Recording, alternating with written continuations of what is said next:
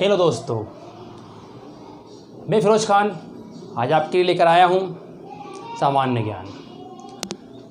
दोस्तों, मेरे चैनल में आपका स्वागत है। आज हम जानेंगे पेंजिया, गोंडवानालैंड और यूरेशिया के बारे में सामान्य जानकारी।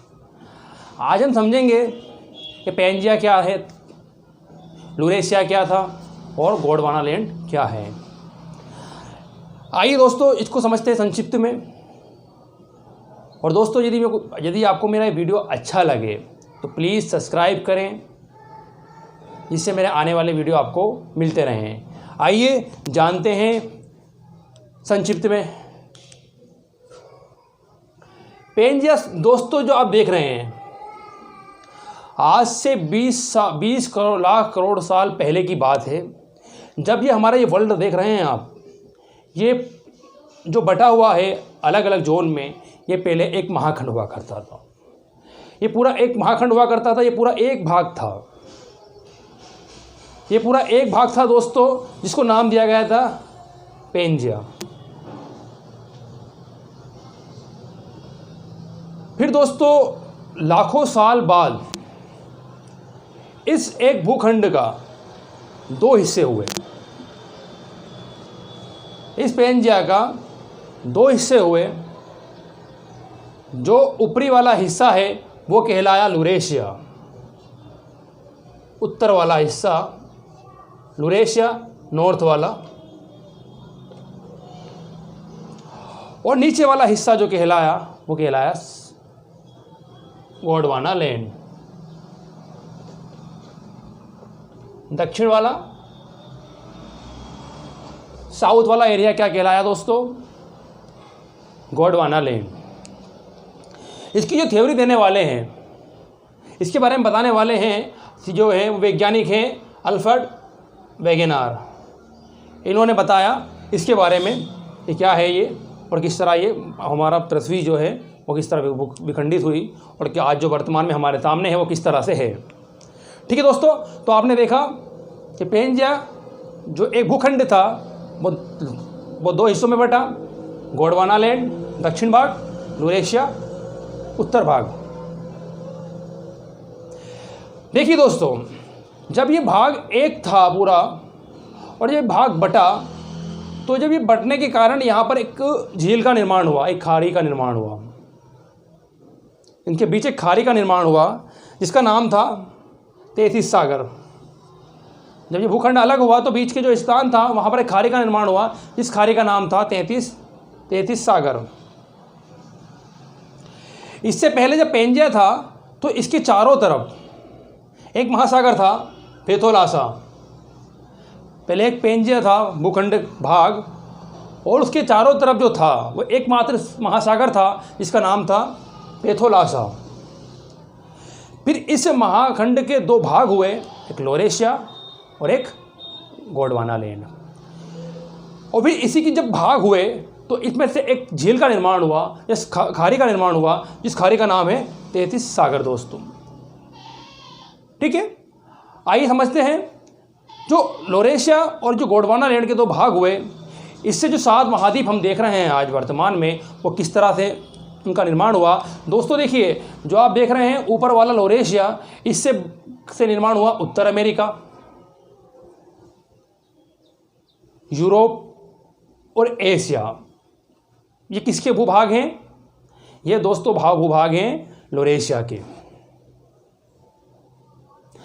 आइए जानते हैं, अब यहाँ से ये भूभाग खंड अलग हुआ, नीचे वाला, इससे निर्माण हुए 4 महाद्वीप, दक्षिणी अमेरिका, अफ्रीका, ऑस्ट्रेलिया और अंटार्कटिका।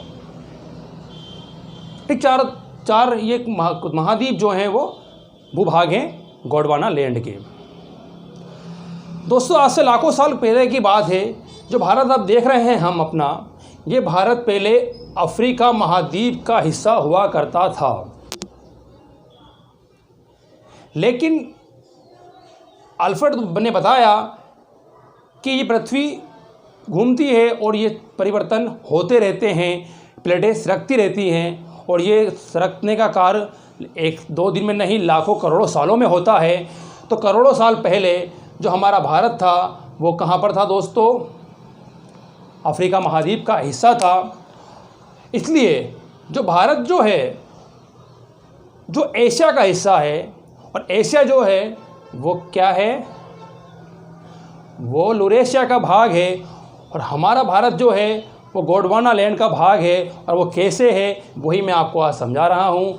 आइए जानते हैं हमारे भारत को कि वो कैसे यहाँ पर परिवर्तित हुआ।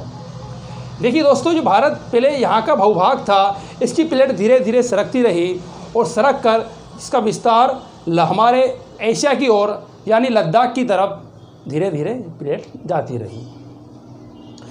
लाखों साल के अंदर ये यहाँ से सरक कर लद्दाख की तरफ चली गई। और जब ये जाने लगी तो इसकी जो भारी प्लेट थी वो ऊपर चली गई और जो हल्की प्लेट थी वो नीचे आ गई। दोस्तों, इससे क्या हुआ? हमारा भारत जब लद्दाख क्षेत्र से मतलब जाकर टकराया तो इससे एक खूबसूरत हिमालय का निर्माण हुआ। किसका निर्माण हुआ दोस्तों? जब ये टकराया प्लेट, है ना, तो यहाँ पर क्या का निर्माण हुआ? हिमालय का निर्माण हुआ। तो आज हिमालय हम देख रहे हैं, इस हिमालय से लगभग अक्सर क्वेश्चन एग्जाम में पूछे जाते हैं। वो कहाँ से इसका निर्माण हुआ? जब ये हमारा भारत एशिया से टकराया, महाद्वीप से, लद्दाख क्षेत्र से जाकर, जब वहाँ से क्या हुआ? एक हिमालय का निर्माण हुआ। जो आप एग्ज़ाम में देखते हैं कि सबसे ऊंची चोटी कौन सी है, तो दोस्तों सबसे ऊंची चोटी जो एवरेस्ट है वो कहाँ पर है? हिमालय पे।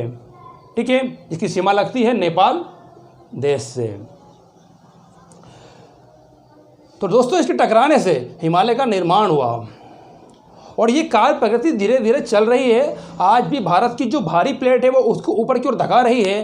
तो आप देख रहे हैं कि साल दर साल हिमालय का निर्माण हो रहा है, उसकी ऊंचाई बढ़ रही है।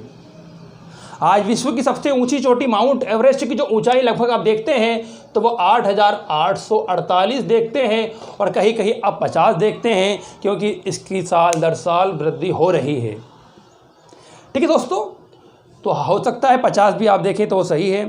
ठीक है, और साल दर साल इसकी वृद्धि हो रही है और ये इसका निर्माण चल रहा है। ये मैं हिमालय के बारे में आपको एक सभी वीडियो लाऊंगा, इसके बारे में आपको पूरा हिमालय समझाऊंगा कि हिमालय का विस्तार किस तरह से हुआ, किस तरह हिमालय है, किस तरह 3 श्रेणियों में 4 श्रेणी में से बांटा गया है, कितना हिस्सा भारत में पड़ता है, कितना हिस्सा इसका अन्य में पड़ता है।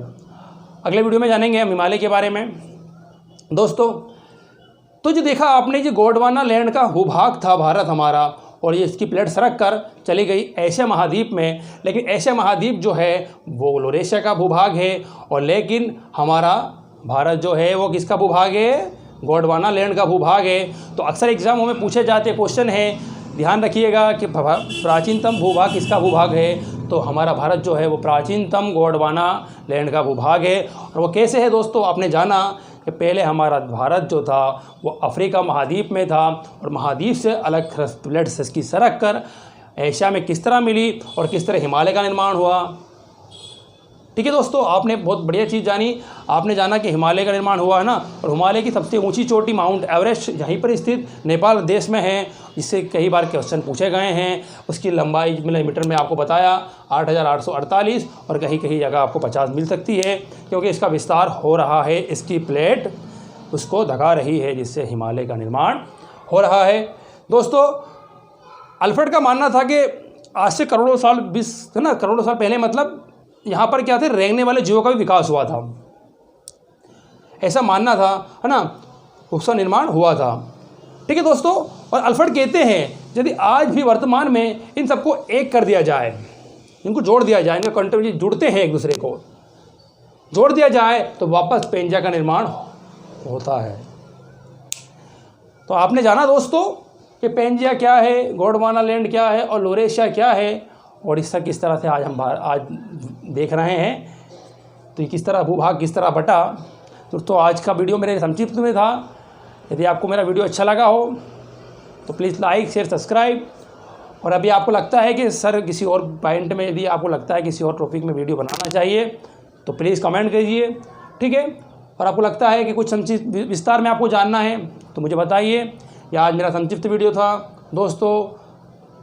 ठीक है, ओके, थैंक्स फॉर वॉचिंग।